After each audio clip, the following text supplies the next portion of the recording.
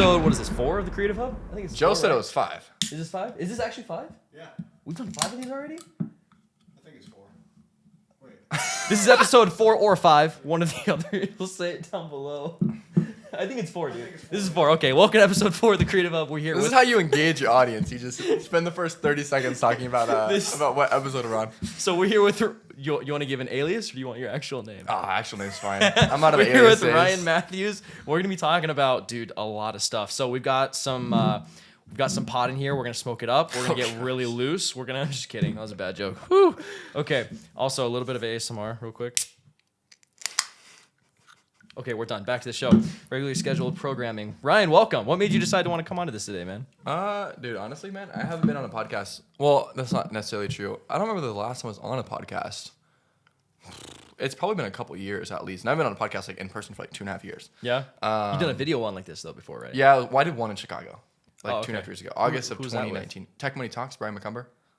Say that a little bit slower. Tech Money Talks, Okay. Brian McCumber. Oh, I've heard of that, actually. Yeah. I think I have, yeah. It's like big in the e-com realm. But yeah, it was fun. Well, dope. Well, before we begin, there's a lot to talk about. I want to talk about like how we met, kind of the story of like, actually, you know what, just everything. Yeah. But first, kind of tell us, what do you do? Like, who are you? What do you like to do? What do you professionally? Kind of like, Cliff Notes version of that. Yeah, I'm Ryan Mathews. I feel like you can kind of boil everything down to like education, right? Like educational startups.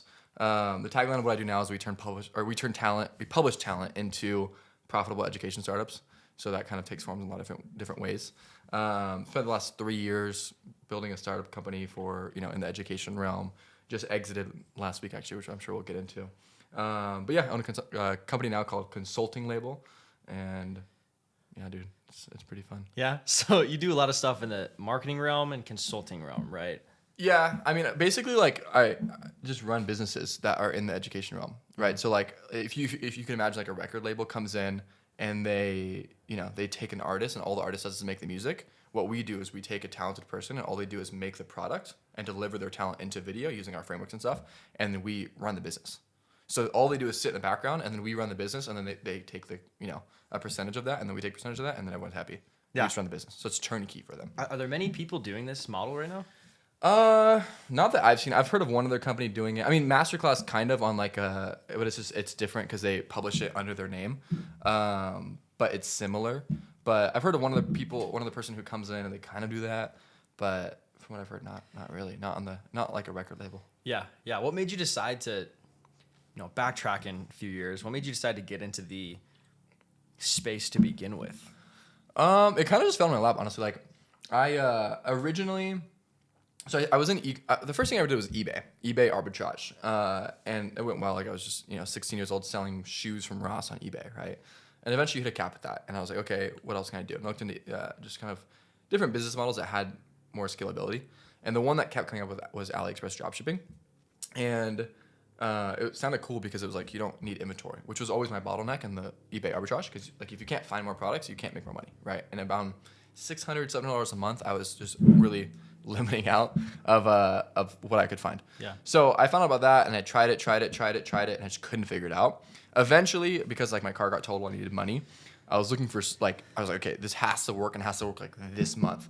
So I started going on Instagram, just looking at like all these different people who like seemed to know what they were doing, and there was this one guy who was posting his results, but he wasn't really mentoring anybody. And I liked that because he wasn't like out there, doing a course. At least he wasn't yet. So I just shot him a DM. He's like, yeah, let's get on a FaceTime call. And then I FaceTimed the guy, and he's like, yeah, I can teach you to me $1,000. And I had $1,200, and I was like, shoot. So anyways, I did it. Just jumped in after a few days, like going back and forth about it. And then he just took me under his wing and showed me stuff, right? And just kind of like how to build the websites, how to do the marketing, all the stuff, how to pick products. And it went well. Like I remember one day I woke up with like $900 in sales, $933 in sales. And I was like, holy crap. And I worked hard. He like saw my results, and he called me one day. He's like, hey, do you want to work for me? Like, what do you mean? Do you want to do sales for my company? I was like, sure. And I did it, and I made a decent amount of money in a few months. And then I kind of started doing stuff on the side by myself, and he found out. Like I wasn't hiding it, but he just found out, and he didn't like it. So he's like, you should just do your own thing. So he kind of fired me. He still owes me $5,000, but To this day. yeah, it's like $3,000. I'm not gonna ever get it, but it's like 3.5 years ago. He would probably say he does owe me $5,000, but yeah, he owes me $5,000. So real quick, you're how old now? 20. You're 20 years old, bro. That's crazy. Yeah, a little bit of context. So it's not like you were, 10 years old and in elementary school and thinking, when I grow up, I want to be, I want to be in. Yeah. I don't think if you think of guys like Gary Vee, they're like, you have entrepreneur in your blood. I think I do in a certain sense, but like not in the same way that, someone like Gary Vee does, right? Yeah. Where like I had lemonade stands as a kid. There's this article by me called From Lemonade Stands to multi-5 figure sales or whatever. I don't know what it is. But it's like the douchiest article ever. But so anyways, like I had some of that and I would do some of that at a young age and I would just always look for odd jobs and stuff. But I didn't have the goal of like, I want to own my own business. Like that didn't happen till it was really out of necessity where I was like, okay, it's going to take me about this long to get to the point where I can actually support myself. And it was like, graduate college, get a job and build up. And then maybe I'll make $60,000 a year, but be in debt. And I need to make money now because I want to be able to move out when I turned 18. Yeah. There's a bunch of family stuff. My car got totaled. And it was just like, that was the only real option at the time. So that's kind of what propelled me into it. If that does that make sense? Yeah. So at the time, it's not like that was your dream job. You're just kind of grabbing what you could grab at the moment, right? Yeah. It's just like desperation, right? Like desperation. I've heard the quote, like, desperation breeds a beast. Like that's kind of just what happened. Yeah. Back to, you're talking about entrepreneur. Let's talk about that word real quick because I feel like nowadays, everybody you see refers to themselves as a, entrepreneur, right? They have an entrepreneur in their Instagram bio, which I think you and I can both acknowledge that a very small select group of those people actually can consider themselves that name. So what would you classify as an entrepreneur? Well, to your point, I feel like a lot of people, they say they're entrepreneurs and they're really just self-employed, right? Like it's like you're like a contractor and you work on Fiverr. Like you're not an entrepreneur. I've heard there's like different archetypes of business owners. Or like you say you have a cabinet business and you install cabinets when in reality you're an independent contractor that works for one business. You know what I mean? Yeah, totally. And it's like there's nothing wrong with that. No, nothing against that it's at all. like but it's like it's semantics. Right? You're not an entrepreneur though. Let's use a different word. In my mind, I feel like an entrepreneur is when you're creating value and equity for a company and you're organizing like talent and capital to solve a problem, to deliver value that then creates value as a company, right? And then you sell that, or potentially you sell that, right? You transfer equity to real worth. I feel like that's kind of where it like gets different. And I've heard there's like 3 different archetypes of business owners, people that can like have equity in the company that own businesses. And you kind of need all 3. One is an artist, one is a manager, and one's an entrepreneur. I've heard this from Tony Robbins, I think, originally. But the artist is someone who comes in and they like love the product, right? Like you might be an artist with your video stuff, right? You come in, you love it, like you might not ever be able to imagine selling this company, right? The second one is a manager. They love coming in, they love just systemizing stuff, making stuff better, optimizing everything. But like, they don't like a lot of risk, and neither does the artist. But the entrepreneur comes in, they love risk. They like the business is not their baby. They have no problem turning around and selling it in a few years. And they just want to do the next thing, right? So I've heard it in that sense of like there's these different archetypes. But I think you can be an artist and still be an entrepreneur for sure, depending on how you use the word. Yeah. But I think it is kind of like, I think a lot of times people just don't even know which one they are. So A, they don't know who else to get as partners if they need partners. And B, they don't even know, like they don't understand themselves well enough. Yeah. You know what I mean? Yeah. Because a lot of joy comes from like kind of knowing what you like and then stepping into that. Right? Yeah. Yeah. So do you think you're an artist? What? Say that again? Do you think you're an artist? Dude, that's a funny question.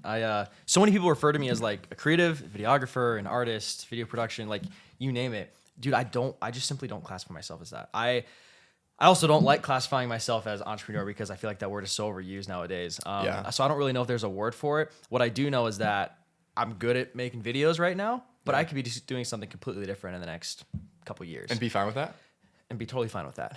Because I was really thinking about where's the passion lie? Like, what am I doing? Why am I doing it in the first place? What's the end goal? And I think I'm still figuring that out. And I don't think I'm going to really figure that out, if ever. But I think it is that constant drive to try and figure it out, right? So I think it's I don't. Well, why figure it out? Huh? Why figure it out? I think it's like I parallel it to like the concept of the pursuit of happiness. Happiness, I don't think is a tangible. That's something you can reach. But it's the pursuit of it, right? So it's like this. Dude, this is gonna open up a whole can of worms. Dude, I would disagree with that statement, by the way. Yeah, you think you can achieve happiness? Absolutely. And I think it depends on your definition. So of the word, what you just did by making that statement is you created a gap, right? Like you created a gap between where you're at now and happiness, thus saying you're not happy. right? No, let me rephrase. I think, okay, it's kind of interesting. I think it's the constant pursuit of happiness that is happiness for me.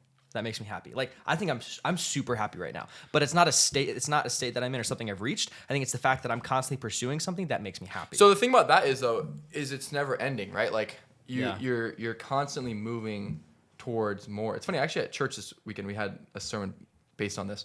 He said like more is always an impossibility, right? Because no matter what, it's fluid, right? Like say it's more money.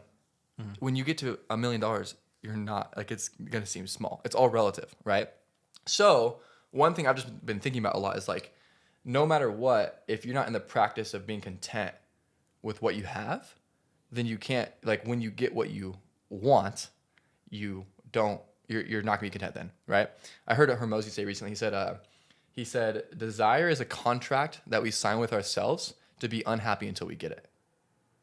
Say that again. Desire is a contract we sign with ourselves to be unhappy until we get it.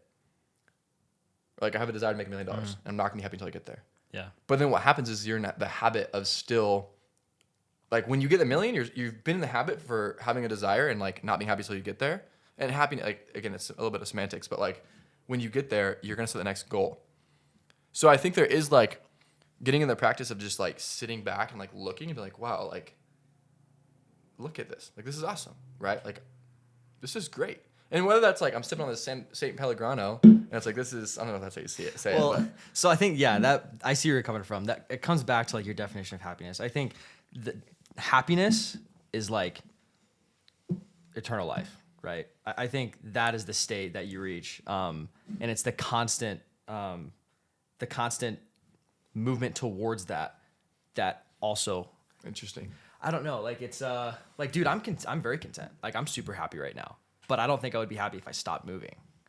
Okay, so that's a different topic too, though, right? Because like, I think that what you just said is true, but I think that's work, right? Like, we love work, and I think a lot of people, like, their pursuit is to not have to work, and then they get to the point where they don't have to work and they hate it, if they ever get there, right? Most people don't get there because they, for a lot of reasons. But I heard recently just the simplicity of, before God gave Adam Eve, he gave him a job.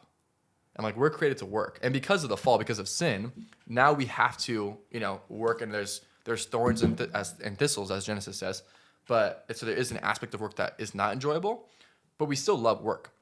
Hermosi talks about this, where he says like, that, he got to the $100 million like net worth, and he exited as CEO of his companies. And I think it was last year, like all of last year, he like had nothing to do. Right, like he started acquisition.com, but like didn't have much to do, and he said it sucked. And until he kind of realized, like, it's because I'm not working. Like, that's the thing that gives me dopamine. That's something that I enjoy. And yeah, so it's just like, I don't know. So I think simplifying it a little bit more. Yeah. I think what makes me happy is not work, but true progress. True progress in every aspect of life, right? Not just working and making money, but everything that comes with that. I feel like where I kind of agree with you is like, I agree with you. I agree with what you're saying totally, but like, I feel like for me, what I find a lot of fulfillment in is like when I can get to the end of the day and I can like lay down and feel like I did today what I should have done. You know what I mean? And again, in all aspects. Like, if you look at your life as like a garden, and there's different parts of the garden, there's like your business is like one plant, and your personal life is this plant. Like, there's just all these different parts. Like, I stewarded over everything I had today in the way I should have. I wasn't lazy. Yeah. I didn't cut corners. Like, you can just lay there, and it's only you and your own thoughts. And you did what you're supposed to do. Like, I feel like that's a very fulfilling thing. Yeah. Right? Would you say that's fulfillment of the day, or that you have reached happiness? Or do you think there's really much of a difference between the two concepts? I mean, I feel like to reach... So I'm going to call. Shut this off. I feel like to reach... You want to answer it in the middle of the podcast? Yes. I feel like... I don't know. I feel like by even stating the statement of reach happiness, that's just like a paradox that can't even be achieved. Because it's like... Yeah. You're then basing it off of something that can be reached, off of something that you can get to have it, right? Does that make sense? Yeah. So all of I guess everybody's definition of it's going to be different, so we'll have our own opinions of it. But so to pull back a little bit, because we start here in the conversation, and then it can branch out. And I want to prevent branching off and going down just some insane. Yeah. So let's go back a little bit and then stay with it. I want to go back to like the term entrepreneur. When it comes to entrepreneurial paradigm, like the mindset of somebody. Yeah. What do you think are some key traits that separate somebody who actually quote unquote gets it versus somebody who doesn't? That's a good question. I don't know. Again, it depends on the word entrepreneur. You mean like, can we say like successful entrepreneur? Like what's the difference? Yes. Okay. Yeah. Dude, it's funny. I was just talking with a client about this today, actually. Like everything I say is a belief that I hold, right? And like I told him, I was like, I'm telling you these things because these beliefs have worked well for me, right? One of the things we were talking about is he wanted to hire a few people. And I was like, dude, like before you hire somebody for that role, I would at least learn it and get to a 6 or a 7 in this skill, right? Because he's trying to be the business owner. It, like with a client where they're coming in a consulting label, it's a little bit different where it's like, no, all you have to do is just focus on your talent, right? But for him, I was like, you have to know copywriting or else you're not gonna know what a good copywriter is, right? Yeah. But I told you, I was like, if you go ask Russell Brunson, he might not say the exact same thing. He might be like, who, not how, right? Like go focus on who to get and just have them do it. I don't know if he would or not, but you know, so there's just, everyone has different beliefs, and like beliefs in a lot of ways dictate kind of where you end up, right? Because like a belief in the sense of like, what do you view about the world? What do you view about yourself, right? So I don't know. What was your question? What when it comes to like the entrepreneurial paradigm, somebody who's actually successful and has achieved success, what's different about the way that they think versus anybody else? That's a good question. I feel like a lot of it is possibility, right? Like that they actually think that what they're doing is possible, right? Because like I've seen this a lot. Like we worked with a ton of beginners over the past few years up at the company I just exited, and you know over 1,000 people have come through that program, and there's people that come through and they make, you know, $100,000 in 5 months from like working at DoorDash, right, or working for DoorDash, and then there's people that come in and they like are quote unquote like smart people, but they do nothing with it, and it's like, why is there this big difference? Why is there this big gap? And I feel like a lot of it is people come in and fundamentally they don't think they can even do what they're setting out to do, right? And maybe at the beginning they do, and they get in their own head. So I feel like possibility is part of it. Another thing though that I've noticed a lot is like I think some people just like cockiness gets in the way so much, where they cannot accept the fact that they don't know what they're doing, right? Like I see this with clients. Like the reason you're here is because I just know more about the subject, but I give you advice and then you're not using it. And it's like, why? Like, I'm literally just going to drop you as a client because why are you even here? Yeah. Right? Like, I think it's that constant, not battle, but the constant balance. I talked about this on our last podcast. The constant balance between humility and confidence, right? Knowing that you're capable, understand that you're able to, but also at the same time maintaining your humility and learning from those who are further ahead than you. Jim Collins, you should read everything by him, by the way. He has a book on, I think it's Great by Choice, and he talks about the characteristics of successful CEOs and what they have. And he says that, where I think he calls it it's called the Stockdale paradox. So there's this guy, John Stockdale or something, who was in, I think it was World War II. He was under like Nazi regime. And he was in this concentration camp for I think maybe 8 years. And he met with Jim. This guy endured horrible things, right? And Jim asked him like, what was the difference between the people that survived and the people that didn't survive? And he said, oh, it's easy. It was optimists. And just before he had said that, he told Jim, I always knew I was going to get out. And Jim's like, wait, what do you mean? Like, you just told me you always knew you were going to get out. Now you're saying the optimists? Like, what are you talking about? And he said, I mean, the optimists were the people that said they were going to be out by Christmas. And then when Christmas rolled around and they weren't out, it killed them because they couldn't go any longer. What I knew was that I was always going to get out if I just stuck it out for long enough. So I feel like that is a super big trait where it's like that confidence and humility, where it's like, I'm going to have to figure a lot of things out. And I know there's a lot of things I don't know, but I'm going to work hard enough to get there eventually, right? Like if I keep chipping away at this, it's inevitable to get there. So I think that's the kind of the balance. So basically a more polished way of saying, don't give up. The cliche, right? Yeah, I guess so. Yeah. I don't know. No, it's true though. I mean, the resilience is a big separator. It's like healthy expectations. The expectations. You know? Yeah. Oh man. Okay. Well, dude, that right there was like that was a good combo. That's okay. So let's back up now. Let's talk about like how we bet, because I want to say real quick. So about I don't remember my timeline. 2 years ago, was when 2020. when I bought into your 2020. Yeah, that sounds right.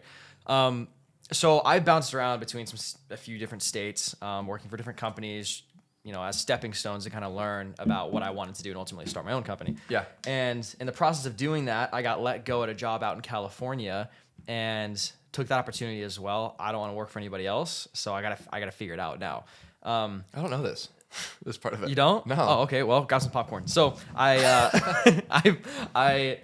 so I got let go because of COVID. Supposedly, they're like, hey, we got to cut some people. Unfortunately, you're one of them. On the outside, I was like, oh man, that really sucks. But on the inside, I was like, thank God, because I wasn't the biggest fan of working there. What company was this? Nothing against them This whatsoever. is after Black Rifle? It was after Black Rifle. It was like 6 months out in Sacramento when I worked for this. Okay. Yeah, I worked for this company out there.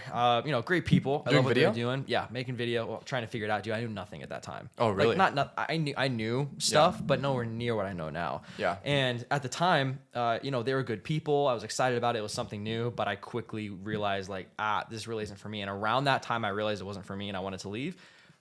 I got let go like a week later. I was like, well, this is God saying like, okay, time to do your own thing. So I went to Vegas. We were there for like a month. Right when I went back to Vegas, it was also the same time that my dad's company out in Vegas went under because of COVID. They couldn't sustain the overhead. It was way too much, and they didn't know when it was going to open. What was the company? Back up. It was Apocalypse Vegas, the entertainment company right off the strip that he had.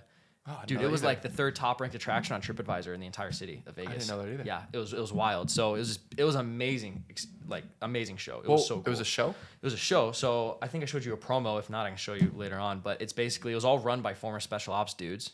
So Green Berets, Rangers, SEALs, you name it. And you basically buy a ticket. Tourists buy tickets. They come in and they get trained by these guys. They teach them how to breach doors, sight and target practice, how to clear rooms, how to search for intelligence. And then they go inside this big post-apocalyptic, like, Universal Studios movie set, for lack of a better term, and it's all filled with intelligence about like the virus, and then a bunch of zombies, right? Like actual live actors that are just freaking screaming and running around. It's like a real adrenaline rush experience. There's music pumping out. There's smells. There's sounds. There's lights. It's crazy. Like a huge sensory immersive experience.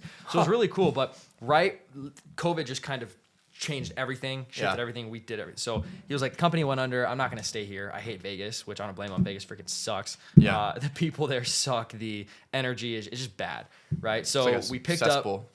Yeah, he was like, well, I want to go to Idaho. And I was like, why Idaho? And he's like, well, it's my hometown, and plus Idaho's amazing. And I was like, you're not wrong. So he's like, you want to go with me? So I said, yeah. So we both moved to Boise, and that's when I was like, all right, it's game time. I got to figure out what I'm going to do. Oh, really? So See, I thought you left Black Rifle and immediately started Rich Kid Comes. there was that little like 7 months, limbo whatever. in between, which kind of is a blur at this point. But so I started researching. Dude, I thought I wanted to do video, but I had major shiny object syndrome at the time because I didn't have any money at all. I had no clients. I didn't know anybody but my dad here, not a single person. So I was on YouTube. I heard drop shipping from somebody, and I was like, oh, that sounds pretty cool. I should try it. Thinking I could get rich quick, finding some secret. And I watched this drop shipping video, and it was like how to get started doing drop shipping. I was like, oh yeah, I want to do that. So I clicked on it. And then there's this ad that pops up before the video of this dude saying drop shipping ruined my life. And I was like, what? I was like, what's this guy talking about? And then it was you, and you were talking about your method. And I was like, signed up, hopped on a call. And it was with what's his name? Mason. It was with Mason. We talked for like 3 hours. He just kept talking. Which he shouldn't have done, by the way. Yeah. But like he was a fun dude to talk to, and basically really emphasized that shiny object syndrome I had. And he was like, dude, we can make you so much money. He's like, you're gonna be balling if you do this. Because he was making $20K a month. He was making good money. He was like 17 at the yep. time. Yeah. And he was like, dude, it's only like $3,000. And I was like, that's all I have. No, it's $2,000. $2,000. Yeah, but you were on a payment plan, I remember. That's right, yeah. So it was like $2,500. $2,000, and I was like, well, I could do the payment plan, and that was all the money that I had. So I hopped on that, started doing it.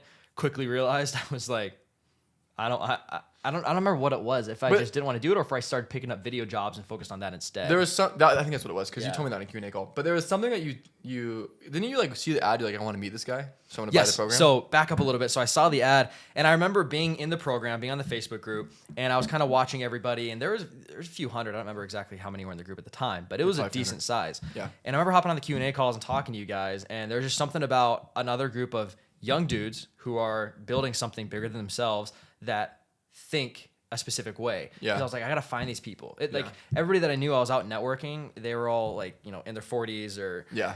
There's just something different about somebody my own age. So. Which you have now, by the way.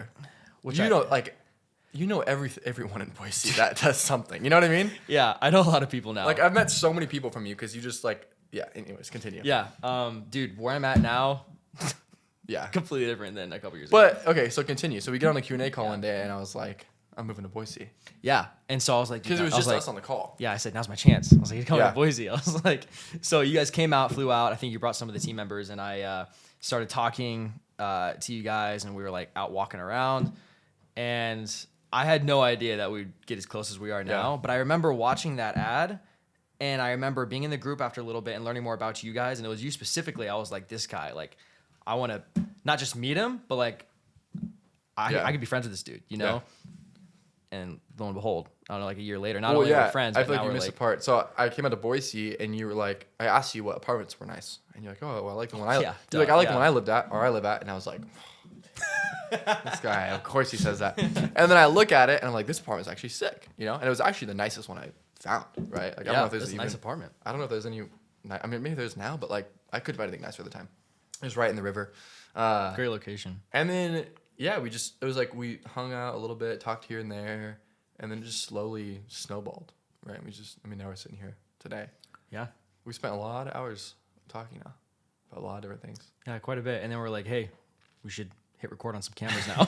We should just document. Joe before this was like, you guys should do a podcast every time you come in, every meeting. Yeah. Hey man, let's just sit down and hit record so we Yeah. document all of it. Yeah, seriously. But yeah, dude, so it's crazy. And now we're potentially kind of are working together, doing some stuff, which is great. But Yeah. yeah, I never would have guessed. Dude, this is isn't what that it'd be, funny so- though? I heard one time, I think it was Cole Gordon. He was talking about like education and info products, and he was saying like you have to understand like people don't always get value in the way they expect to get value. Like you came in, you were expecting to run the business, and then you didn't even run it. You like started it, got a few sales, and then ended up going after video, right? But because of that, you did a bunch of video for Sherpas. You made way more money off of doing video for us than you did even paying us, right? And then now we're partnered, kind of. I'm gonna use that term loosely, but we're both on rev shares with the same companies. So some of the same companies. So because of that, all the work I do, you're benefiting from, and vice versa, right? So it's just funny. And if you look down the road, like 10 years from now, what's gonna be the return on that little investment you made? Oh, right? dude, yeah. And then with me, it's the same thing. I spent $1,000, and I don't even have an e-commerce business anymore. But because of that, I learned sales. I made a lot of money in sales. I made money off the e-commerce business as well.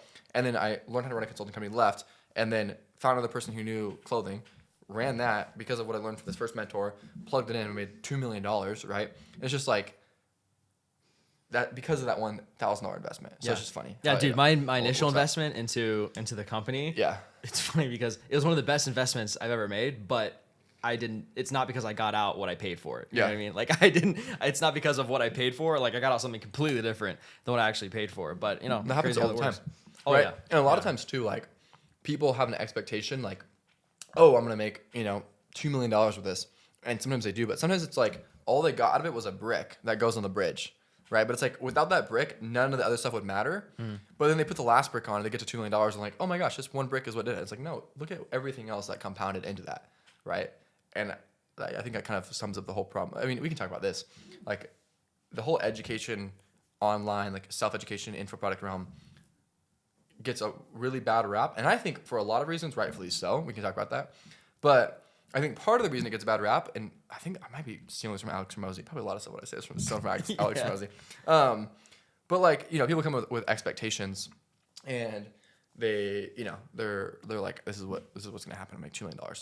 And I think he says like, the same people go into Spanish in college, they spend $100,000 to like same major in Spanish or something, and then like if they fail the class, they don't blame the school, they Yeah. blame themselves because they realize it was their fault. But then with education, because there's this like perception they're going to come in and do nothing but just make a bunch of money, they automatically assume like it's like all of a sudden the course's fault, and sometimes it is, but you know what I mean? Like it's just like expectations are just stupid. Oh yeah. I guess you could Yeah. say. But yeah, I feel like the info product industry in general, I think the reason it's bad is because so many people come in and like they look at the guy next door to figure out what to do. You know what I mean? Like so I guess we could backtrack to consulting label a little bit. Part of the reason I started it is because I was talking with Sam Evans, who is the owner of consulting.com. And we were talking, he's made like $80 million in the space. He told me like, you have an interesting thing where you came in, you found talent. So I found my old business partner at Sherpas, and I plugged him in. He ran the product. I ran the business, essentially. I scaled it. He did the products. And that model works pretty well. And Sam was saying there's so many people that come in the industry, and they have the reverse order. They say, first and foremost, I want to make a course because courses make a lot of money. And then the second question is, what am I going to sell a course on? And it's like, what? You know what I mean? Yeah. So then, for sure. what do? They sell a course on how to make courses. And it's like, this person that knows nothing is selling a course on how to make courses. Or maybe they sold another one, like a biz off for like 3 months or whatever. I know a few people that sell courses and they on teaching people how to make courses, but it's because they've built courses previously. Yeah, like Sam Evans is a great example of that. Yeah. I mean, he's made $80 million, so it's like rightfully so, right? But still, it's so incestual, and I think because of that, people end up with the same problems, right? In the same sense of like incest, and people, like you have the same genetic defects. The same thing happens, I think, when you learn from other people in the same business industry as you, because the biggest problem with the info product industry is people all they focus on is sales and marketing, and they don't focus on products, right? So when they go to someone who is selling a course on how to make courses, all they're doing is, there's a lesson in this, by the way, all they're doing is learning sales and marketing, right? But if they open their eyes and looked outside of that industry, say they looked at the tech industry. I was just watching an interview the other day with Bill Campbell and the CEO of Intuit. Bill Campbell, they call him the $1 trillion coach. He coached Steve Jobs, the Google execs like Sergey and whatever the other, Eric, and a bunch of these big tech companies. And they're talking in this interview, the word that kept coming up was product. Product. And that's why they have QuickBooks, TurboTax, like all these great products, because it's all they focus on, right? And their marketing is good too, but they don't need that kind of marketing because their product's so good. Dan Kennedy, he was talking about like the same thing. He works with a lot of different clients, like he works Proactive and he works with an info product and he does his own info product and all this different stuff. So because of that, the reason I think he was so effective is he plugs in the stuff from Proactive into info products and so on and so forth. So you have to be so much more eclectic, right? But people just look at what other videographers are doing and they apply that. But if they were to look outside, they would come up with much better ideas to actually be the market leader, right? Yeah. That makes sense? Yeah. Okay. Good. Makes sense to me. Yeah. My stomach's around. Do you think the mic's picking up on that? No. No, you're good. But yeah. So I don't know, dude. I feel like it's so annoying, Oh yeah, for sure. Yeah. Dude, this okay, we can talk about a lot of stuff. Yeah. So just so you're tracking, I think you know this. So the audience that we have, which by the way is insane how much traction this is getting. We've only done 3 episodes. I think we're we getting said 4 or 5 in the beginning. Now it's 3. This is 4. This is the fourth Okay, one. okay, Yeah, I see we've what you're done saying. 3, so Okay, this is our 4th one. Okay. And so I'm distributing everything on Libsyn, which I don't know if you're familiar. That's like the kind of the umbrella site that distributes. Oh, it's like everything Anchor? to other- Yeah. Okay. Yeah. So we put everything on Libsyn and it tracks everything too. It tracks Yeah. downloads. Dude, we're getting like 500 downloads. Really? Yeah, which Wow. is crazy. And we have, like So actually, what is a download? huh? What is a download? Does that mean they download it for offline? Or does that mean they play it? Or what does that mean? Yeah, I think so. I think there's downloads and there's streams. Uh-huh. I think we got like maybe average a little under 1,000 streams. I think downloads mean they download it so they can listen to it later, or they Really? mark it. I'm pretty sure. I don't know. So exactly, half but- the people download it. That's interesting. Yeah. Yeah, I don't know why. There's a lot of downloads, and I don't know why people. Because I don't really download. I just Yeah. listen to it, and That's, stream. I've always thought the same thing. Yeah, I Rogan could gets be like wrong. 4 million downloads a month. Oh, It's like yeah, it's ridiculous. Rogan, bro. Yeah. Probably more than that, well, but- I mean, we're the next Rogan, so Yeah. Oh, yeah. And this is the 4th episode. yeah. Spotify, hit me up. So Give we you 100 mil. 200. Yeah. So we our listeners so far, like the demographic is a lot of people in the marketing space. Yeah. And I know it's a broad term, right? A lot of I saw your clip, by the way, with Sam about yeah. But like organic marketers, digital marketers, paid advertisements, Yeah. people that, pretty much do everything in that realm. Yeah. And then we have a small, maybe like 15, 20% of them are just entrepreneurs in different industries. Mm-hmm. So we try to keep our topics within that space. So obviously we can relate to people and we can resonate and they can actually get value from it. So I guess my question for you is understanding that, because you're a big, like, you've got a good amount of experience in marketing from actually copywriting. I think is a really big one. I want to talk about something about copywriting because Okay. not many people are really good at that. I don't think, at least, Okay. especially not local. We have a lot of local people that watch this. Yeah. So Yeah. let's talk about something in copywriting. Sounds good. It's like an art form, dude. I don't. Yeah, it is. I wouldn't say I'm like the copywriting guy, but like You've got experience in it though. I've spent 7 figures on paid ads. Yeah. So, Yeah. Okay. Yeah. So this so is here too. I know a couple things, but I mean, I know I have. Have you friends spent that much? Yeah. On Judy? that- Yeah, more than a million. Dang. But that, like, in comparison, like, that's not that much. You know what I mean? Like, we've had this conversation so often. I'm not gonna go on another tangent. I'm just gonna say this real quick. So often about like how everything's so relative. Like we've talked about. I don't know if I should say this on the podcast, but the $2 million that I turned, I essentially turned down, and You can talk about it. Just use like other names and redact things here and there. Yeah, essentially, like for those listening, I exited the company, and if I would have pushed, I probably could have got another $2 million out of it. Really, I could have got another $4 million if I would have done things a certain way. But I still walked away in a good spot. But anyways, I say that to say it's relative, and like to me, the upside was not worth the downside. But anyways, to your point about marketing and copywriting, what do you want to know about copywriting? I don't know. Yeah, just anything. I guess. Yeah. What's the topic we can talk about? I'm gonna say 2 words. You're Dan Kennedy. Just go to him. I mean, it's like any other skill. Here's the thing. Then this is what I'll say. I've been talking with a lot of people recently, a lot of local people, because I'm doing a lot more. Is the audience all Boise, by the way? Dude, it's like almost all Boise. Yeah, probably like 95%. So, because right now my focus is to like I want everybody to know me here, dude, and I'm already pretty close, but not everybody to know me for the reason of like I want people to know me, but because I want to provide immense value that nobody else can provide. Yeah. So a lot of them are in Boise. What I've seen is I've been meeting with a lot of companies, a lot of blue collar industries, people in the real estate realm, contractors, and their marketing teams always consist of the same person. I'll say it. I don't care. It's always, dude. Why is my phone blowing up? Oh, it's Casey Levins, that freaking guy. So it's always a 23-year-old girl that just graduated college with a marketing degree and makes TikTok videos, and that's what her job description is. Yeah. And they'll try to run paid ads when they have no experience in it. They have a degree though, but they don't have any results with it. Yeah. And so when I talk to these companies and like their higher ups, whether it's the marketing director, mostly it's just the CEO, and I talk to them and I ask them these questions like, what's your marketing department consist of? What are the different roles? What are your KPIs? What are you guys generating? And how do you know they're actually making you money and scaling the business? And they're like, they never know. Yeah. They're like, oh, I just thought I need to hire somebody with a marketing degree. Yeah. And like, no offense to any of them, because everybody starts somewhere, right? Yeah. And they don't know any better. So I'm not like dogging on them. It's just a fact of the matter. Totally.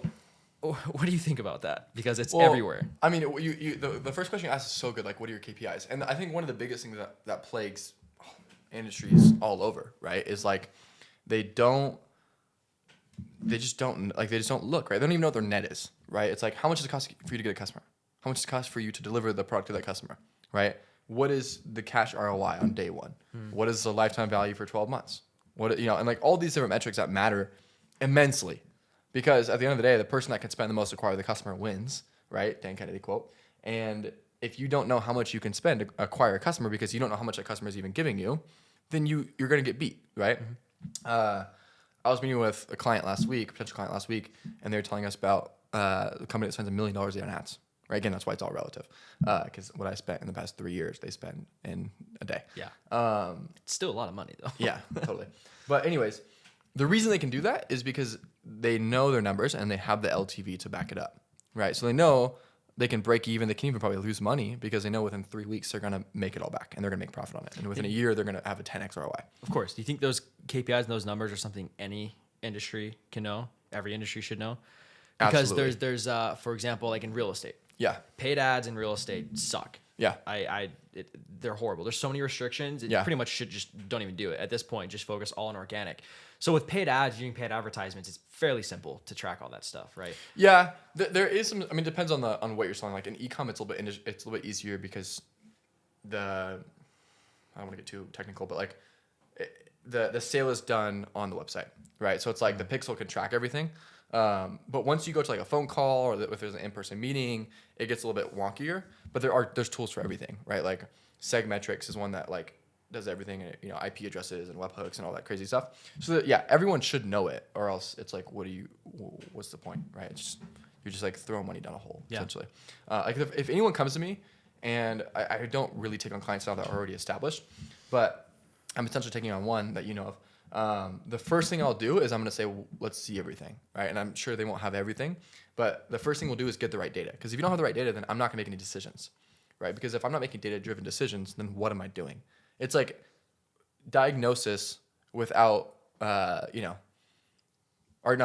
is it? Prescription without diagnosis is malpractice, right? Yep. So it's the same thing. But to your point about copywriting, I feel like and this goes for so much more than just copywriting. I feel like the number one thing they should be focusing on that they don't focus on is human psychology and like human behavior, right? Mm-hmm.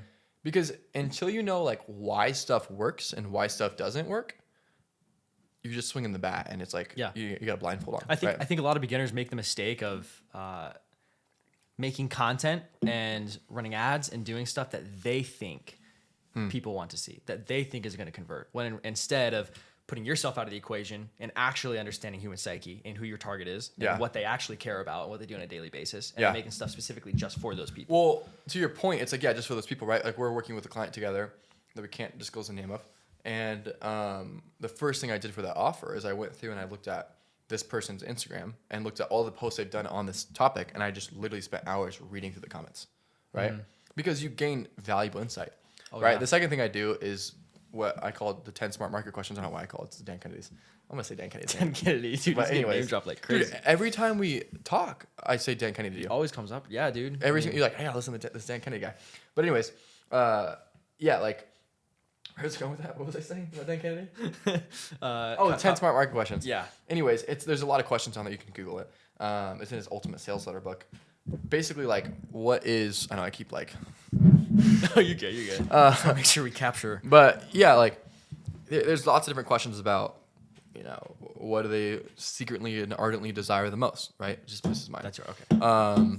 What do they, what keeps them awake at night, like staring at the ceiling, not being able to fall asleep? Like those types of questions where you can get into their own head and then write with that in mind is crucial, right? So he talks about when he was writing for Proactive, he had to get in the mind of a teenage girl, and he's a 50-year-old man, right? Mm-hmm. So it's like, how do you do that? He went out and he like went to the mall, I think, and just started talking to him, right? Sounds super creepy, but like he had to get that valuable insight. Otherwise, he can't write the copy that pertains to them, right? So yeah, I think understanding the audience and then understanding what motivates them, and then pushing on those pains, pushing on those pleasures, and selling around those things, like that's the game. Like that's literally what it is. What do you think about the statement that everything in marketing revolves around how you word your copy? Is that a statement?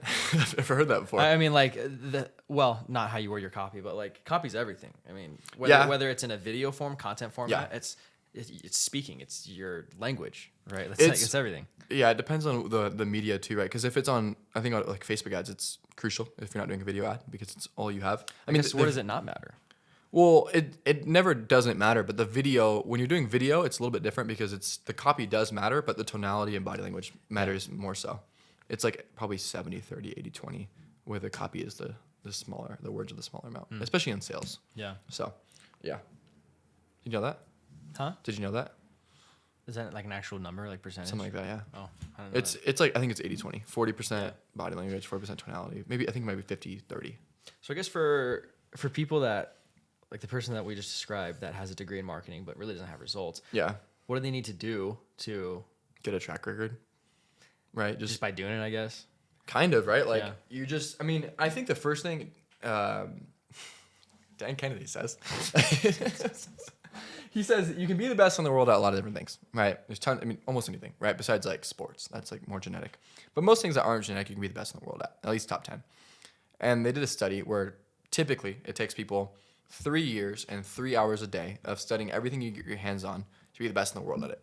If you're in marketing and you go read everything Dan Kennedy has ever written, it might take you a few months. You'll be better than everyone in your graduating class. Guarantee it. Ooh. And then you go and apply it, right? Like that's literally it. So the problem with going getting a degree and they're coming out and they're doing TikTok videos, the reason they're doing that is because they're learning from people who've never done marketing, right? Mm-hmm. Or they've done theoretical marketing, right? Like 50 years ago, marketing was way different because there wasn't tools like Segmetrics. And literally, I think it's another Dan Kennedy quote. He says, back in the day before direct response, he said, I think it was Dan Kennedy. He said, the best... It was probably Dan Kennedy.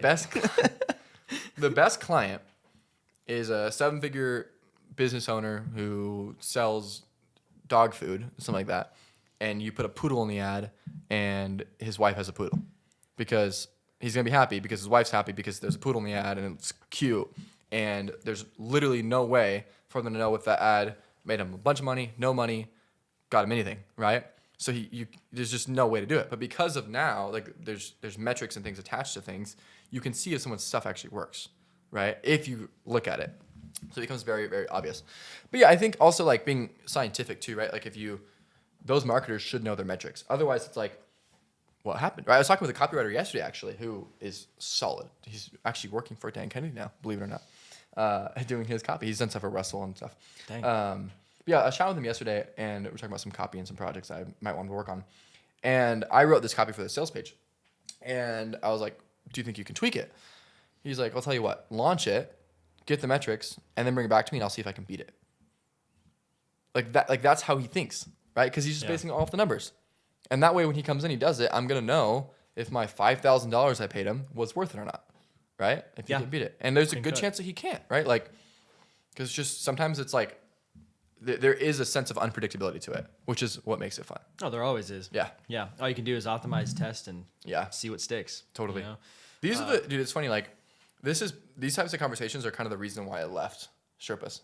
Because I was dealing with so many beginners, and they don't, you know what I mean? Yeah. And it's like, this is basically so boring. A lot of what?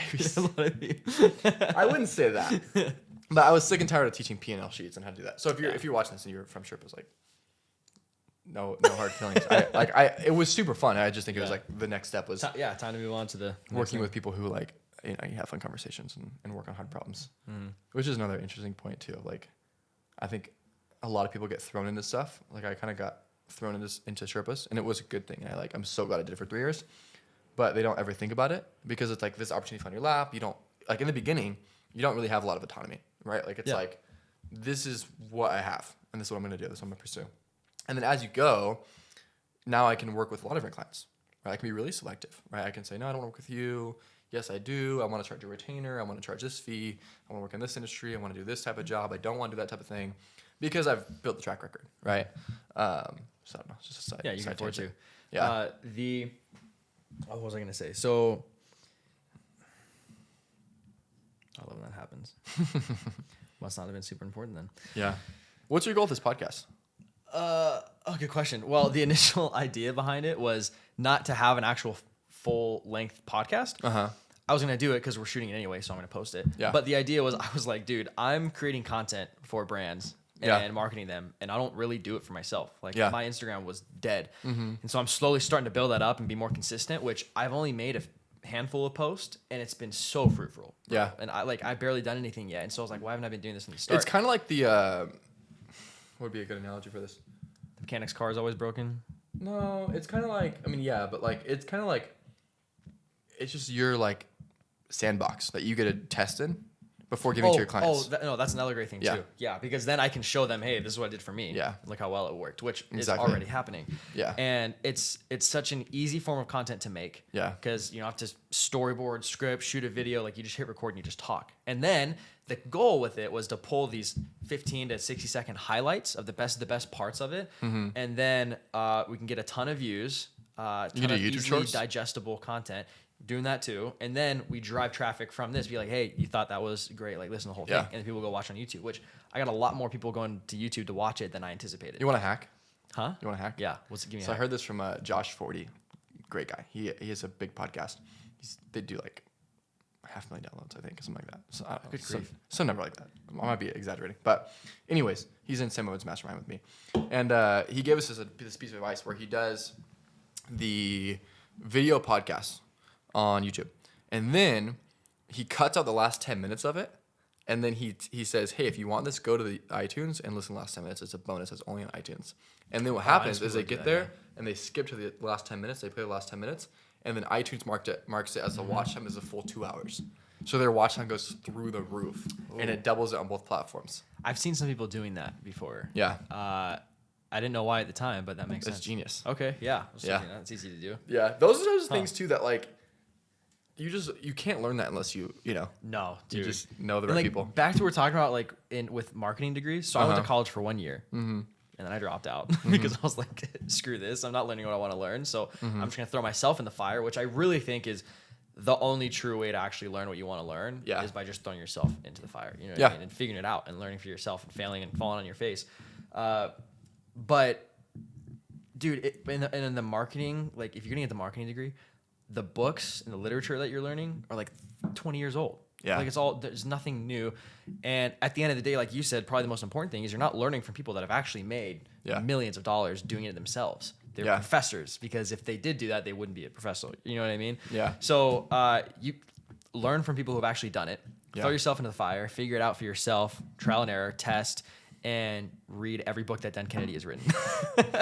Dan Kennedy, obviously, Alex Hormozi, listen to that dude. He knows everything he's talking about. Russell Brunson. Like all the people that are like the gurus that have actually.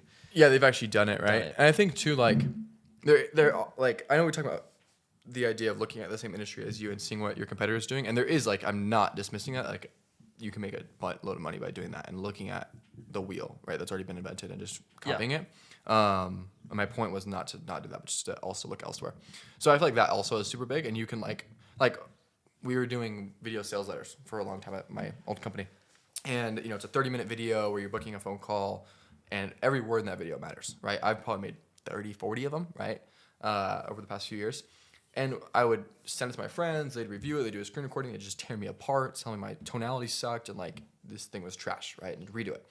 But another thing I would also do is I would go and watch the best ones, right? So just yesterday I watched one that it was a webinar, but in the first week, I think I told you this, in the first week of launch of this webinar, they made $57 million in a week. Did I tell you that? I think you did, yeah. Yeah, that's wild. $57 million.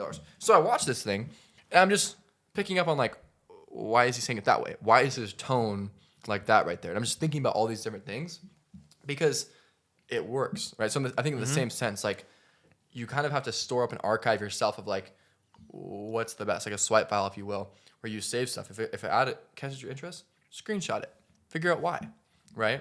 Because like even something as simple as on YouTube, a lot of ads, they start right away, right? Some ads, when they don't start for the first second, it's more engaging because it like knocks you out of your trance and you're like, what is this?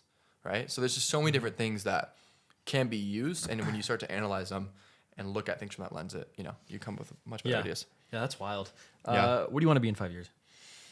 I think like consulting label will be established. There'll be a team of really talented people running it. And I'll still be involved in the high level strategy of like, where are we taking it? Hey, with this offer, like what's the best, like what's the UVP of it? What's the offer structuring? Like, all of those really fun things that move the needle, right? Because like a good offer versus a bad offer is like 100x, right? The difference is huge.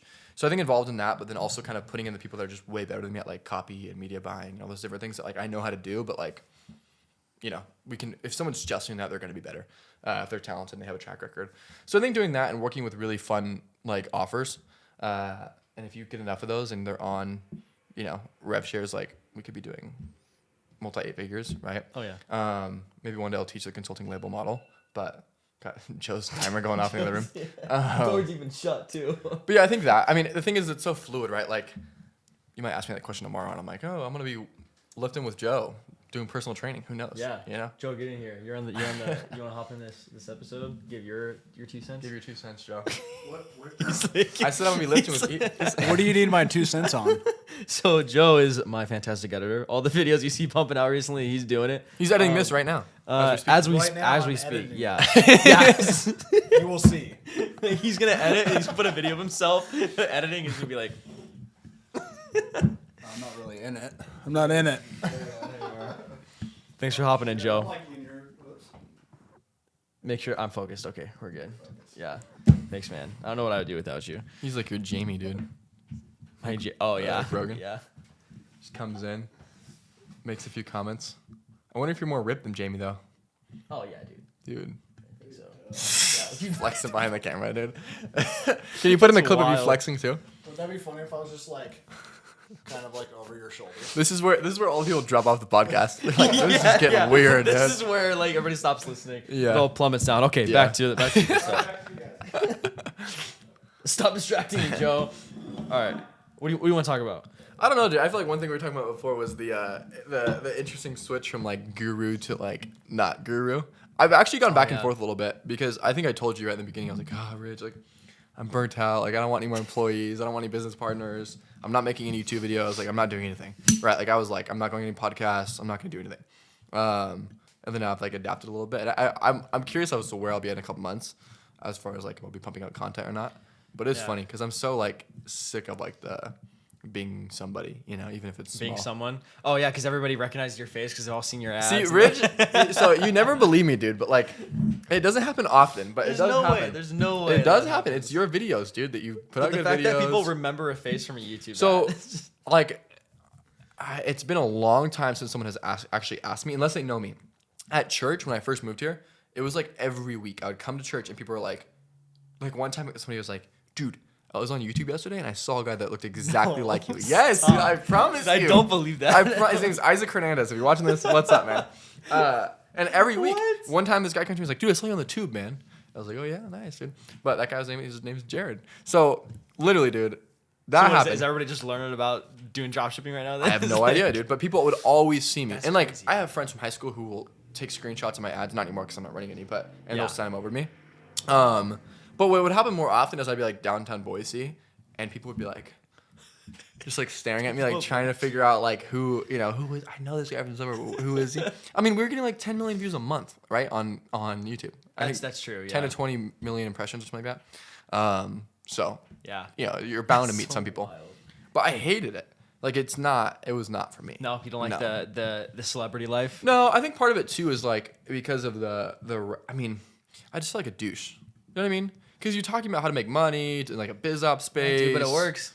Yeah, but like there's just so many more. I don't know. Like it's like how to make money in a biz op space. So like this is different. Where it's like we're talking about business, talking about KPIs. Like this is not sexy. Like we're not talking about Lamborghinis. I mean, I never talked about Lamborghinis anyways. By the way, we should talk about that Lamborghini. You're not trying to sell anything. You're Yeah, not trying to say exactly. you're like the dude. You know. Yeah. I mean, I don't have anything to Yourself sell. Yeah. It's like, Yeah. you want to work with a consulting label? Too bad. There's no spots. So maybe there will be in a few months. You can shoot me an email. But yeah, so I don't know, dude. Like, it is just funny. It's so funny that you never believe me that like this actually. One of these Dude, I days, we're gonna be Alice and be like, "Hey, are you riding Mathews?" If that actually happens, I'll give you like $500. And on they're the like, spot. can I take a picture with you? But yeah. Oh my gosh, it's Ryan Mathews. Do you want to talk about that Lamborghini? Yeah. Somebody. What happened? He sold that, right? Yeah, he had to. Somebody asked me like a week ago. They're like, "Now that you're exiting, you're gonna go be that guy in Boise in a green Lamborghini." And I was like, "Dude, I have a bad taste in my mouth about Lamborghinis. I wouldn't have got one. Like, there's just no way. Dude, no. I wouldn't. Lamborghinis I are so mean, cliche, bro. I'm Everybody good with my has a Lamborghini. Tacoma, dude. I don't need anything like that. Your little Tacoma. Yeah, like Gardner's truck. Like I don't need anything else, dude. That's literally it. I was thinking about lifting it and putting like a little bit bigger tires on it, but I don't know if I'm going to. Should have got a Tundra. No. No. Gas Why the Tacoma? Oh, the miles per gallon. Yeah, Tacomas last forever, and I mean, all Toyotas last forever. they appreciate. Not really appreciate, but they have been. They just don't lose that much value. But they have been appreciating recently. Oh yeah. And recently, they for don't sure. depreciate. Typically, they don't depreciate as fast. But so if I'm gonna put cash to something, it's like a little bit of having a Tacoma rather than like a Ford. The title of this podcast is going to be Tacomas. Talking about Tacomas. Yeah, isn't it This funny to like you subject. just go on like random little tangents? How many people like? Do you have a view rate for this podcast? A view rate? Yeah, like how long people stick for. I haven't looked at that. Yeah, Like the average watch time. yeah. Wait, we need to talk about the Lamborghini. We need to mention real it. quick. Yeah, talk about the Lamborghini. But the purpose of starting this was so I can have a lot of micro content to pull from like one session. Yeah. I can pull like 8 dope highlights for and get views Yeah. on Instagram, and it's that easy to edit. Yeah. You know, so that was the reason. The full podcast, like. I wasn't expecting people to listen to the whole thing. I was Yeah. like, we have it, might as well throw it up. And then it started taking off. So I was like, well, guess we have to do this now. Yeah. But anyway. Dude, you're we'll get to the Lamborghini in a second, but that's good for view rate, dude. They're like, oh, what's this Lamborghini they keep talking about? Yeah, stick around. But find out. but I was thinking about you this morning because you're Aw. like your like ideology, if you want to call it that, about business is a little bit different than mine, because you in a lot of ways you do a lot of things, right? Like you network, and I mean, you had to drag me out of the house when I first moved here to like network. Like I was like networking. You hated the word. Stupid. Oh, I You're like, still hate the word. networking. Like, But now I don't like the word still because I feel like a lot of it's just a bunch of like why? Why don't you like the word? because it's a so bunch weird. of this is gonna You're so nitpicky. make people upset. But Upset them. the people that say networking are losers who are like, oh, I'm gonna network. It's No, like, that's what are actually- you even talking that's pretty about? true. Like Yeah. you work at McDonald's, you're not like Dude, let me vent for a second here because you know BNI, No. Okay, BNI is Business Networking International. It's like the biggest. You calling out the big dogs networking right now? group. I don't give a shit. I don't care. like they, because they can't argue with it. It's the fact of the matter. BNI. Okay, I love other people in BNI. I know they're great people, right? But Yeah. most networking groups, what they are employees that are told to go to these networking groups Oh, by their really? employers to try and make sales and grow their business. Yeah. People are there for selfish reasons, whether they say it or not. This is what I told you. Yeah. We No, had this it's whole it's conversation. true. But if you, me, go about it not that way and do the opposite, where I'm actually the business owner. Yeah. I'm actually there to provide value and help other people and put myself last. Like Yeah. I'm genuinely not there to try and sell something Yeah. because it doesn't work and that's not how you make valuable connections. Yeah. I'm out there like, hey, I want to meet people and I want to make a stance Yeah. and help others as much as I possibly can. Yeah. And few people actually do that. A lot of people say they do that, but few people actually. Yeah, I feel like the way I've thought about it recently is it is still selfish, but like I think about it as in like equity. Like if I meet who's a good I mean we can talk about Bryce. Is that a good Yeah. Okay. Say Bryce Gonzer. Yeah, I call him out all the time. He you know, You don't have to say his last Great- name, but okay. great guy. He's all right. He, if you guys need a home loan in Boise, go to Bryce. That's it. That's all he's good for. But anyways, like, you're like, hey, meet Bryce. I was like, all right, I'll meet Bryce. And like, Okay, I didn't say that many times. Probably said it I think you twice. did. But regardless, because of that, Bryce came to us and like, hey, I have this business idea and I want to do this, and you guys seem like you'd be a good fit for it. And like, I'm not gonna end up doing it, but there still is equity in that relationship, right? And it goes both ways. Yeah. So it's like, because of that, it might lead to someone else. Our client that we both are working with, think about how much equity that relationship has. Think about the connections that could lead to. It's insane, right? So like, I think when people see that you have value, like I even get lunch with people that like, I might never get anything out of it. It's like totally fine because like there's equity in that relationship, and it's like, it's just there's like a void that has to be filled when you just give value and Networking is very valuable when it's with the right people. Yeah, and my point typically is like two losers networking together just makes two losers. Like it's like, what is that? So Yeah. typically the problem is like the people that have time to network are just networking with other people who have time to network, which means they're not that valuable. And then sometimes yeah. you can find somebody that's like a little bit more, you can kind of network up. But typically it's like, what are you giving them? Because there has to be some type of transaction. Either you're paying them for their time, you're working for them for free, whatever it may be. But there's not typically much you can give them besides your time or your money. Like I would get DMs all the time from people like, hey, I'll work for you for free. And it's like, now I have to spend the time to train you. I don't want you to work for. Like, Yeah. I want somebody who can come in and can do it, right? See, this Tom Bailu. He's always like, Tom, you're gonna work for free, and I get what he's saying, but it's like these people execute it so wrong. It's like, what are you gonna do?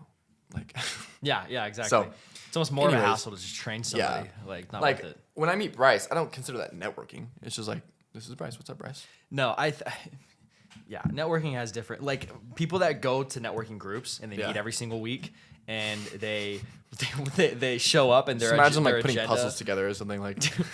their drinking a cup of agenda is to show up and just talk about stuff. Yeah. How's business going? All the formalities that nobody Yeah. really gives a crap about. Like, how's your day going? How's business? Like, nobody, dude. And if you have the time to be doing that every single week, again, that's why I said before, everybody that goes to these things, none of them are business owners, dude. Yeah. I've been to so many networking groups, none of them own the business because the business owners are actually the ones in the office doing the work. And then they send their employees out to do it so they can try and make sales, which in all reality is, I don't think, the best way of marketing by any means. Like, you That's could be like spending the your time doing so yeah, many that's like the go out and other things. fish, but it's yeah, like, but strategically networking and finding the people that you actually want to get in with, Yeah. reaching out to them, maybe linking up for coffee and just talking about stuff. that's why I'm doing the direct mail, dude. Dude, that's a baller method. Every time I think about it, I'm like, I've never heard anybody doing that. Dude, before. it's Tell him, savage. Tom, what are you doing? So, long story short, I'll act like I'm telling you. Some of the people I want to reach out to that I want to work with are not people that you can just DM because they're, they got blue check marks and they don't care about me. And also, they get a lot of DMs. This is actually a good lesson for people like that ask to work for free. These people, they're used to getting that. And I was like, what can I do that's like, not, and this isn't a completely original idea. It's actually kind of from, believe it or not, Dan Kennedy. But like, I was like, what can I do that's like, not something that they've seen before. So anyways, I'm doing direct mail where I'm sending them a video on Instagram. If I can get their PO box, I'm just going to send a video with this FedEx package and a lump in it and say, hey, I'm sending you this. You're not gonna believe what it is. Be on the lookout for it. Something that just drives curiosity. Oh, And like yeah. I don't say it, and Yeah. then it's a piece of copy that is selling them on the idea of coming on, letting me publish their talent. These are talented people that have large followings. Letting me publish their talent and letting me run the business for them. Right. So it's building rapport and a lot of different things. And there's a lump inside the package of a physical object, and that object is a trash can filled with cash in it. I'm not Actual cash. Actual Actual cash, not free yeah. cash. I think I'm gonna do a $100 bill because that seems like a much better idea than like a dollar bill. Yeah. But I've only typed one of these. So if you're watching this, buddy, Mr. Brian Call, I'm calling you out. If you guys know Brian Call, aka Gritty, Gritty, it's because I said Brian. Tell him to reach out to me because I want to work with him. But yeah, like it's just so epic. So there's a lesson in there What's the lesson? Recap. to not do what everyone else does and like be Yeah. a little bit more creative. Yeah. Oh, and actually, so I heard this story from Sam Ovens. One of the guys, he's had about 50 employees, and now he has 5. Fired them all. Anyways, one of the guys, Nick Hauser, he was telling me the story about how he saw that Sam posted a job opportunity, and Nick was in New York, and so was Sam. So Nick drove to Sam's house, found his address online, drove to his house, he didn't even find his address. He like looked at the videos and saw the background and figured out No like what way. building it was. Yeah. Wow. And walked in, and there was like a security guard at the front. He's like, "Who are you here for?" He's like, "I'm here for Sam." So he calls up Sam, and he's like, "Hey, there's this guy here giving his resume to you," and Sam's like, "What?" And so Sam sends his wife down to go get the resume from this random stranger. Yeah. I gave Sam a little. I was like, "Why you say your wife?" Yeah. down? Like, this guy's a creeper. But anyways, he handed his resume in, and then 2 days later, he mailed him a follow up. Right, and everyone else is just sending him a Facebook message. So it's like he got the job because he's showing that he's, he has brain on him, Yeah. right? That he's actually going to do something. So Yeah. yeah. How do you, kind of on that topic, how Yeah. do you effectively, because everybody talks about separating yourself, right? What makes you different? Separating- How do you oh. effectively separate yourself from anybody else that's doing the same thing you're doing? Well, no one's really doing the same thing I'm doing. For other people that are listening, how do you separate Yeah, yourself? I mean, I'll talk about Sherpas because that was something I think we were in a massive red ocean, right, in the Oh, yeah. e-com industry. I think like it's all in the marketing, right? Like we created a UVP, a unique value proposition, where our unique thing was a JST free traffic method. So we had this intellectual property, this thing that people else, they couldn't use because they didn't know it, and they, you can do trademarks and all that stuff. But anyways, like we just we do that, and I think part of it too with those types of personality marketers who there's a face attached to the company. It's not just like this corporate Yeah. wall. The personality is a big thing too because your story is interesting to them, and it's like they can relate with it. So I think your story is one, and then also like any way you can uniquely separate yourself. That offer I was telling you about that did $57 million. The reason they were so different is because they created a unique software, right, that goes along with a product that is their intellectual property, right? That software tool. So it's just an offer. Like it all comes down to the offer, right? Like if you're selling a commodity like toilet paper, yeah, how do you differentiate yourself besides saying it's more absorbent? It's like, Yeah. who cares? Yeah. Like so is whatever. I think it's also the why behind why you're doing it. What do you mean? Well, actually, good to go on with the story. It's the story behind it, right? Oh yeah. It's like as Brunson would call like the origin story or the hero story. Yeah. Yeah, why are you doing it in the first place? Not just what you're selling, but why you're selling it. Yeah. And, this is actually more in like just a broad spectrum of how to separate yourself. Actually, Alex Hormozi quote. Basically figure out what others in your industry aren't doing or aren't willing to do and then do that thing. Yeah. Aren't willing to do exactly. Yeah. Yeah, because that's how you can just stack the offer more, right? And that's why, like with Gym Launch, he was able to charge like 30, 50 grand, whatever. Yeah. When other people charge a program for like $300, and it's because in the beginning he would fly out to the gyms, he'd do it himself, but in the back end it was because he had insane guarantees. So there was Yeah. one offer he was running a while ago. It was like $1 to get started with the service, but he knew on average the client made $15,000 in the first 30 days. So he knew he could start charging $1,000 or $2,000 a week within 2 weeks after their $1 trial, because he's making them $15,000 a month. So they're gonna stick, right? And his cash ROI on LTV was the highest out of any client at Hyros, which is from Alex Becker, and it was 36x, I believe. So every dollar he spent in ads, he made 36 Wow. back. So he spent in his Jeez. he actually has not spent that much more on ads, believe it or not, than I have. He's only last I heard Really? he'd spent about $2 to $3 million in ads, but they've made like Wait, who this is? Alex Becker? Hormozi. Hormozi? But What? they had made back. I mean, they've done over I think 100 million in sales now. That's crazy. So now that's more than 36x. They probably spent more now. That was an interview from him and Jason Capital probably about a year ago, maybe a year and a half ago. Yeah. So he was still like CEO of Gym Launch, I think, at that time. But yeah, like 36x, which is crazy. So That's wild, dude. yeah, That's nuts. it is nuts. This stuff is good. Yeah, it is. Well, Closing remarks. what do you think? I think so. Yeah, let's wrap it up. What time is it? 2:00. We've been rolling for Hour and a half. Hour and a half. Yeah, it's a good amount Nice. of time. It's a good Yeah, amount of I time. don't know, dude. I feel like we touched on a lot of good stuff. Yeah, there's definitely some nuggets in there for sure. Oh, we didn't talk about the Lamborghini. Should we finish off? yeah, with the yeah. We gotta banger? finish the Lambo. So long story short, what happened was separating from my business partner, and exiting the company, exiting equity, we're getting evaluation done. So everything has to be clean, right? It's like they're looking at the books, looking at all this stuff. And my business partner started getting a little bit wonky. And the next day, like literally after I started kind of worrying about it, I was talking to my attorney. I was like, what should I do? I can't really do anything. I don't know if I should say Also, this. you don't have to actually whisper because we're the only ones here. Yeah, I know. So- But it adds effect for the That's listeners. true. Okay, just get a little closer. See, that's tonality. There's a lesson in there. But yeah, he bought a Lamborghini with company money. Embezzled over 6 figures, as in like over $100,000. Dude, he's gonna like. You don't watch this, probably. but I mean, like, it's not false. It's like one of those things not that's like true. you reap what you sow. Yeah. So it's like I don't feel like he got. There's kicked out of- also there's a big difference too between like talking badly about somebody and just telling the saying truth. what happened. You know what Yeah, I mean? it's like I don't want to feel like I'm just backstabbing him, right? But it's like he got kicked out of our mastermind group with Sam because of this stuff. Because I told Sam what happened, and yesterday he was like, "Why'd you tell Sam?" I was like, "What do you mean? What I tell Sam? I needed advice. Yeah. Like you got yourself into this mess, and like you Why would ruined you all not? you ruined all your connections, and that's and I also want to protect people I know, right? Because like I don't want people doing business with this guy. But yeah, it was crazy, man. I mean, there's so much more to the story, but that's like the scratching the surface. So Yeah. I might go on with another podcast. So what do you think that from that specifically, that whole situation? I don't know if you've had much Yes, time to kind of sit down and think about it yet, but what Yeah. do you think is the biggest takeaway for you? I'm gonna go a little bit pious with it, but I'll go business and I'll go like a personal thing. Yeah. I think on the it's gonna sound a little bit pious, but like I think the biggest thing was that everything we have is so like volatile and so susceptible, right? Like again, like I'm a Christian, you know that, and I think for me it grounded me a lot more in that relationship because like at the end of the day, my belief is that's the only thing I can't lose, right? So like my money, like I can get sued, right? I can go drive home, get in a car accident, get sued for everything I own, right? I could, like so many things could happen, right? So I think for me it was just grounding more in the fact that like I could lose it all, and that's okay. So like just let go. You know what I mean? Like don't clench your fists at it. Just open your hand and I think God's sovereign, and if He wants to take it away, He'll take it away. And I feel like that on the personal level was the biggest takeaway. I think on the business level, like no matter how much you trust somebody, people can change, and money makes people weird. I've heard stories about this all the time. People, business Yeah, owners. you never think it'll happen to you.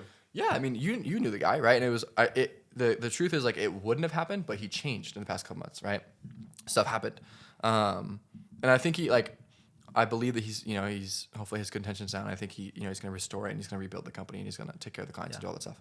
And I think he had to go through this crap, to kind of teach him a few lessons, and I think he's learned them hopefully. But yeah, like people, they change. So first thing is like, why do you even want a business partner to begin with, right? Because we're quote unquote partnered, but I don't have equity in your company. You don't have equity in my company, Yeah. right? It's everything's separate. Our contracts are separate with clients. Like if you end your contract, my contract doesn't necessarily end. But yeah, just protect yourself, right? Like we were talking about before the podcast, Joe asked me, I think, the same question. And I told him the best contracts are ones that are painful to make, right? They take forever. They're super specific, but then they go into a drawer and you never think about them, right? So I feel like that's a big thing where you can think about like all the potential bad things that could happen, right? Like Alex Ramosi said, like, he's like, right now, like when you're in a relationship with a business partner, right now you're in like the first few weeks of a relationship with a girl, right? And everything's going great. You can't imagine anything going bad. But it's like, but what if everything does? What's gonna happen if you get a divorce, right? And this again, anyways, I'm not gonna go into divorce and that whole topic. But I think it's a good relation to make, because if you can sit down in the beginning and say, hey, what happens if we split? What happens if you want to leave? What happens if this and that, and what, who can open bank accounts, who can't open bank accounts, Yeah. who can take it out, who Yeah. can't take it out, and all of those different nuances. How much money can you spend without my approval? Like if you get all of that on a piece of paper, A, there's gonna be a lot more understanding, and B, if something does happen, you kind of know what to do. One of the smartest things I did was in that whole situation, almost as soon as that happened, there was another. It was like he bought the Lamborghini and he was gonna buy a Porsche like a week after, and I knew about it. He didn't know I knew about it, and I went to the bank. I talked to my attorney. My attorney's like, "Go drain the account." So I went. I took out all the money because there's still a decent amount of money in that account. And I took it all out in cashier's checks and just held on to it. So he couldn't spend any more money, and he had absolutely no leverage because he committed a crime against me. I had, all of the money. So it's like literally, what is he gonna do? He has absolutely no leverage. Yeah. Right. He could drain the account, and then now I have a nice chunk of cash that if I do need to take him to court because he's committing crimes, I got the cash to do it. Right. And we can make it happen. But yeah, dude, somehow he's not in jail. Yeah, I think I might have been a little bit too nice. Yeah. Do you think that? I mean, it's a matter of just expecting the best, but always being prepared for the worst. Because if you're prepared for the worst possible outcome, then you don't really have much to worry about. And like, why do you I think people need to ask the question, like, why do you want a partner? Like, what do they have that you can't have? Yeah. Because you're giving up equity, which, I think the valuation that we got, right? His 50% is a big, and I'm not saying he doesn't deserve it, but like his 50%, that's a big cut. Yeah. So if you give us my 50% and 3 years later your company's worth $10 million, that's $5 million that you do not have. Yeah. And there's a lot more downside. Another thing, I think this one's huge too, don't leave chips on the table for too long.